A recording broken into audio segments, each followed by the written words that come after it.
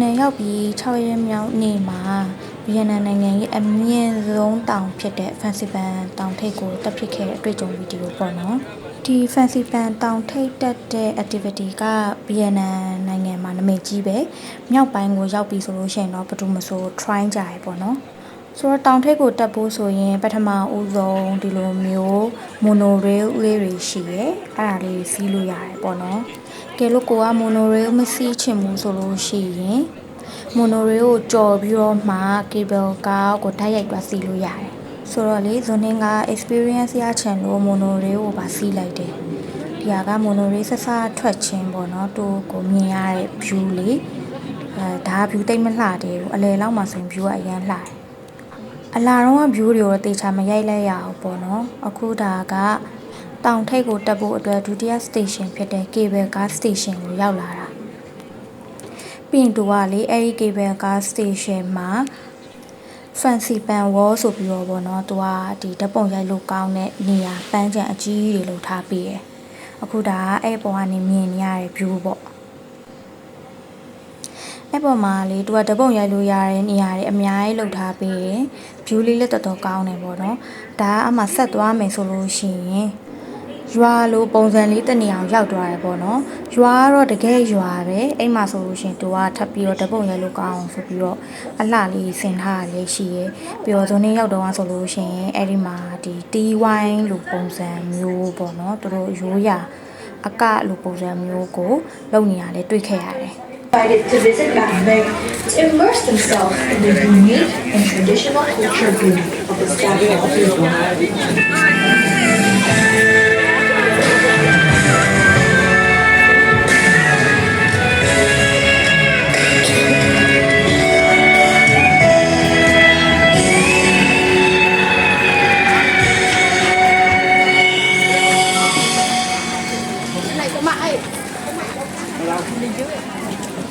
Bản Lây xin kính chào quý khách đã đến giờ show diễn cùng em ဒါလေ monorail station ပေါ့နော်ဆောနာက monorail စီးလာတယ်အဲ့စီးလာတဲ့ station ကနေပြီးတော့သူက cable car station ကိုထပ်သွားတယ်ဆိုတော့အဲ့ဒီရဲ့ဆက်ကြားမှာသူကဒီပန်းခြံပုံစံကိုစောင့်ထားပေးတာပေါ့နော်ဓာတ်ပုံရိုက်လို့ကောင်းတဲ့ပန်းခြံပုံစံလေးကိုစောင့်ထားပေးတာ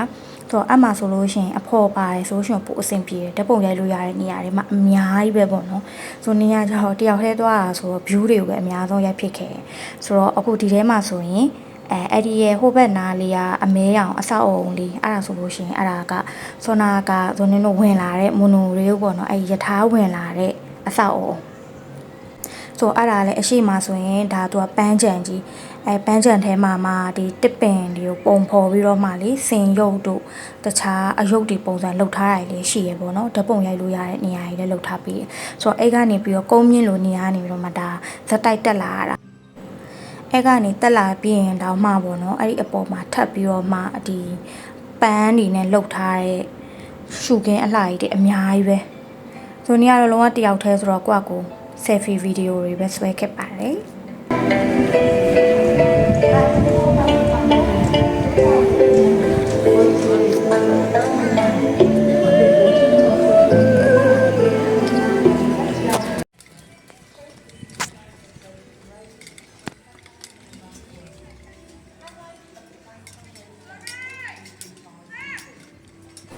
ပြီးတော့အဲ့အပေါ်မှာပဲဒီလိုဖျားเจ้าလေးရှိရပေါ့နော်ဆိုတော့သူများတွေကတော့ဝင်ပြီးတော့မှကာဗရာပြူရှိခိုးခဲ့ကြတယ်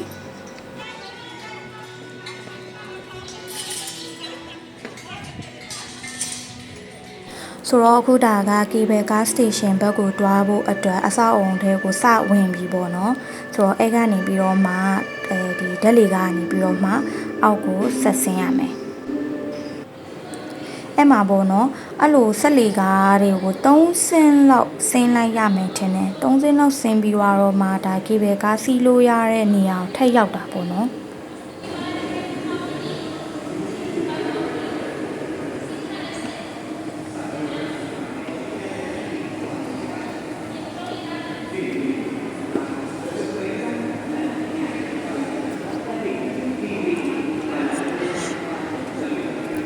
အဲ့ဒါပြီးရင်ဇွန်င်းတို့ကဒီ cable car စစီးလို့ရတဲ့နေရာတော့ရောက်ပြီဒါပေမဲ့အဲ့ဒီမှာက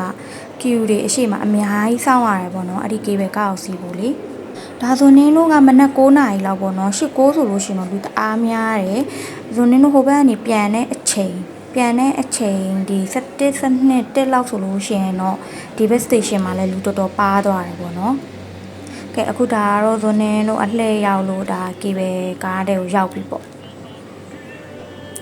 ဘဝမှာတော့ cable car ကိုဒါပထမဦးဆုံးစီးဖူးတာပေါ့နော်လွန်နင်းကလေအမြင့်နဲ့ကြောက်တတ်တော့ပေါ့နော်ဒီ cable car စီးရတာက15မိနစ်လောက်ပဲစီးရတာဒါပေမဲ့တော်တော်လေးကိုထထိတ်လန့်လန့်နဲ့စီးခဲ့ရတယ်တွားပေါ့နော်ဒီ cable car ထဲမှာငှက်တန်လေးတွေဆဲလဲတန်လေးတွေအဲ့လိုအတန်လေးတွေတော့လွှင့်ထားပေးတယ်ပေါ့နော်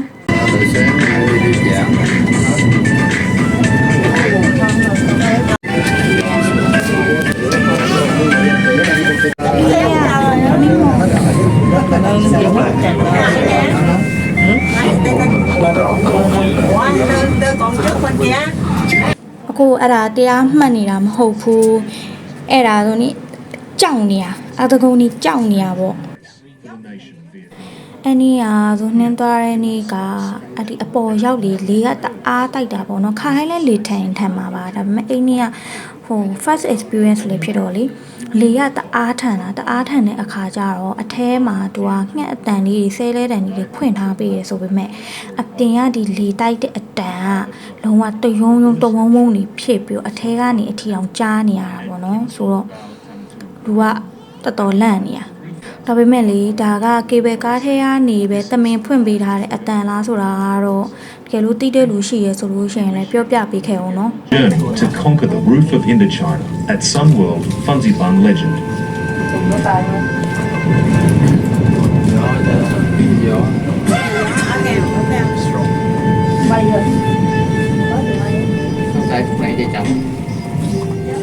Tháng Giêng cho đến hết tháng 6. Đến ga Phan Xipang, quý khách sẽ được dạo bước trên con đường đỗ quyên với những vạt đỗ quyên nguyên sinh cổ thụ hàng trăm năm tuổi như đỗ quyên cành thô, đỗ quyên quang trụ được ban quản lý khu du lịch bảo tồn chăm sóc. Xin chân thành cảm ơn quý khách. Chúc quý khách có những giây phút thực sự ý nghĩa khi chinh phục nóc nhà Đông Dương.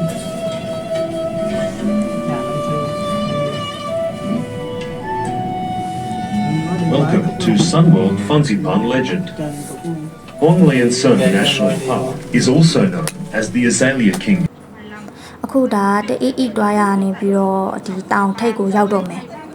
ဒီ fancy ပန်တောင်ကဗီယက်နမ်နိုင်ငံရဲ့အမြင့်ဆုံးတောင်ဖြစ်တယ်သူကပင်လယ်ရေမျက်နှာပြင်အထက်3148မီတာအထက်မှာရှိရပေါ့နော် finally တောင်ထိပ်ကိုရောက်ပြီပေါ့နော်နောက်ဆုံးမှာဒီတောင်ထိပ်က station ကိုမြင်လိုက်ရတော့လူကအတကုံကြီးပျော်သွားအတကုံကြီးကိုပျော်တာလူဟိရတော့မရတော့မြူရင်းနဲ့တော်เนี่ยစီမရကိုင်းဆောCon đu lên trước nè.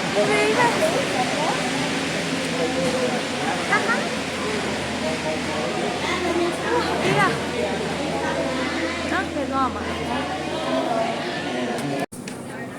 ဟိုဒါကလေ station ကနေပြီးတော့ summit ကိုရောက်ပြီလား fancy pan ကို summit ကိုရောက်ပြီလားဆိုတော့မရောက်သေးပါဘူးပေါ့နော်ဒီတောင်ထိပ်ကိုထပ်တက်ဖို့အတွက်ကိုကျွန်တော်တို့ကနောက်ထပ်လှေကားတွေအများကြီးထပ်တက်ရသေးတယ်လှေကားပေါင်းအဆင့်900ရှိတယ်လို့ပြောရပေါ့နော်အဲကိုထပ်ပြီးတော့ဒီလှေကားတွေအများကြီးကိုထပ်တက်ပြီးတော့မှတောင်ထိပ်ကိုရောက်မှာဒါပေမဲ့ဒီလှေကားတွေရဲ့အလယ်မှာနောက်ထပ် monorail station အသေးတစ်ခုရှိသေးရပေါ့နော်အဲ့ဒီအလယ်ကနေပြီးတော့ monorail station ကိုစီးပြီးတော့ဟိုးတောင်ထိပ်ကိုတက်သွားလို့ရတယ်ဒါပေမဲ့ဇိုနင်ကကြတော့ experience လိုချင်တာနဲ့လှေကားတွေပဲတက်ခဲ့တယ်ပေါ့နော်ဆိုတော့အခုဒါ cable car station ကနေထွက်ချင်းမှာဇိုနင်းသွားတဲ့ရက်ကလေတွေအရန်ထန်တော့ဒါထွက်ချင်းမှာပဲလေကအတကုံတွေတိုက်နေရအပေါ်မှာလည်းဘာမှမမြင်အောင်လုံးဝမြူတွေဆိုင်ပြီးတော့မှဘာမှမမြင်အောင်လေတွေတအားထန်နေတာအမှကြည့်ပါဦးတချို့တစ်ချက်လေတိုက်လို့ရှိရင်လူကဆက်ပြီးလမ်းလျှောက်လို့မရတော့ဘူးပေါ့နော်လူပါသွားသလိုခံစားရတယ်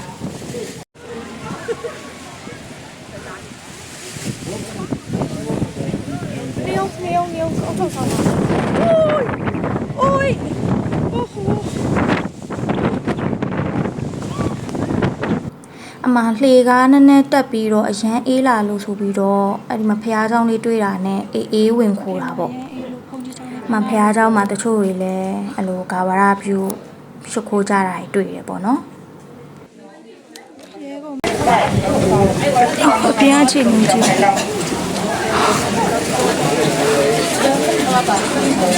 Hey, let's go. Let's go. 这个好。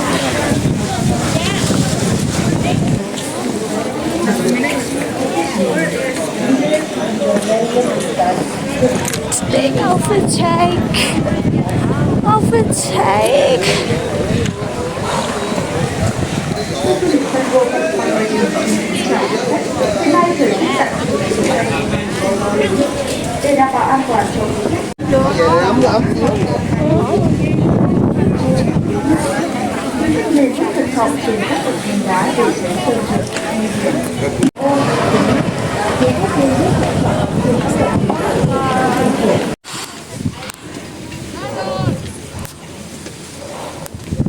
ရှစ်များလိုက်တဲ့လေရတယ်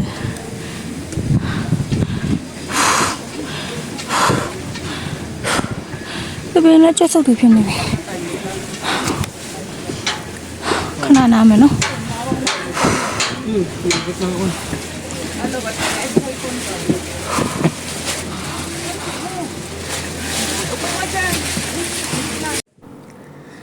အမှာပေါ့နော်တော်တော်လေးကိုမှအဆုံးမတက်နိုင်တဲ့လှေကားတွေတစ်ဖြတ်ပြီးတစ်ဖြတ်တစ်ဖြတ်ပြီးတစ်ဖြတ်တစ်ဖြတ်ပြီးတစ်ဖြတ်ရောက်ကိုမရောက်နိုင်တော့ဘူးပေါ့နော်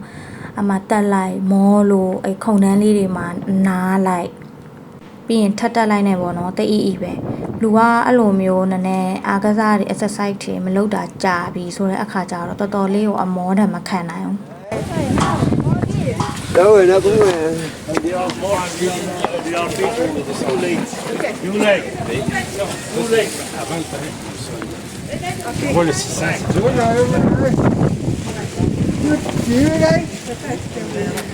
Kẻ nào sâu nó mà tay yong tay nè bé tàu thầy của giáo sư lụt qua bà đấy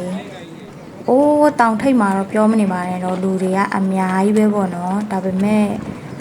tụi nhàပြောlà đã tôi cho giá trị tài sản luôn xem nó đủ nế để luônပြောđấy đặc biệt mẹ ấy đi mà tôi thì mà ta cháu tài gì lúc bị thải bọn nó thì tôi mới bảo là cháu tài gì lúc bị thải ngay mà khéo không có gì ngay từ lúc ngay mà bỏ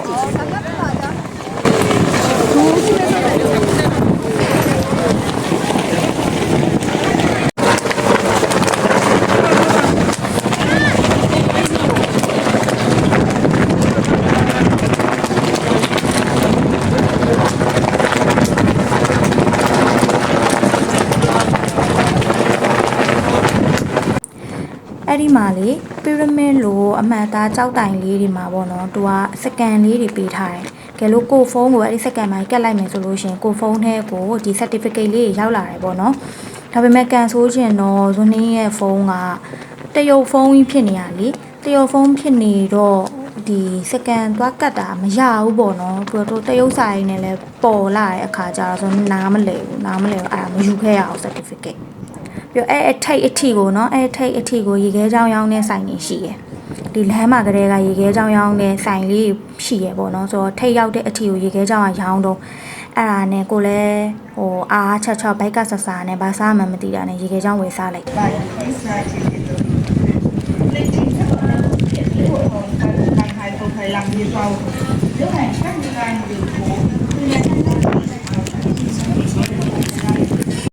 experience ကတော့လောက်ပါလေရှင်ပြန်ပါပြီကပ်လုံးนะคะ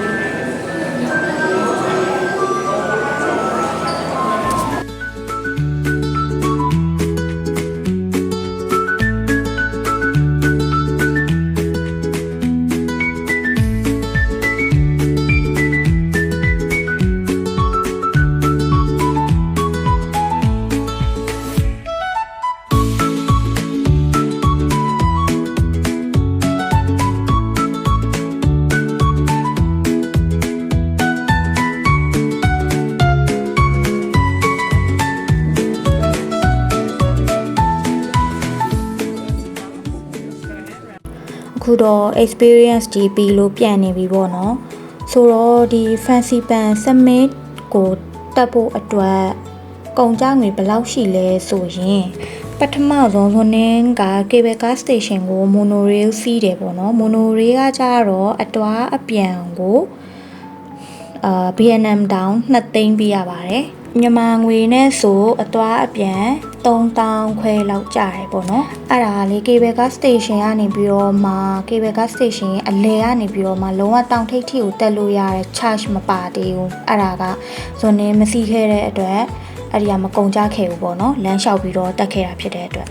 monorail station ကနေပြီးတော့မှဒုတိယ station ဖြစ်တဲ့ cable car station အတွက် ticket ကတော့ Vietnam down 8 သိန်းဖြစ်ပါတယ်မြန်မာငွေနဲ့ဆိုရင်တော့3သိန်း3000ခွဲကျပါတယ်ရှင်သူကတော့အတွားအပြန်ပေါ့နော်ဒီဘက်တောင်ထိပ်ရဲ့ cable car station ကိုရောက်ပြီဆိုလို့ရှိရင်တော့အဲ့ဒီပုံမှာစားတောက်ဆိုင်တွေရှိရပေါ့နော်ဒါပေမဲ့စားတောက်ဆိုင်တွေကဈေးမတရားကြီးရယ်ပြီးရင်တောင်ရဲ့ထိပ်ကိုရောက်ပြီဆိုလို့ရှိရင်အဲ့ဒီကဒီ pyramid ကြောက်တိုင်နေနဲ့အလံတိုင်နေနဲ့ဓပုံရိုက်ချင်တယ်ဆိုလို့ရှိရင် photographer နဲ့ဓပုံရိုက်လို့ရတယ်ပေါ့နော်သူတို့ကကြတော့ဒီဘောင်နဲ့တကွအိမ်မှာ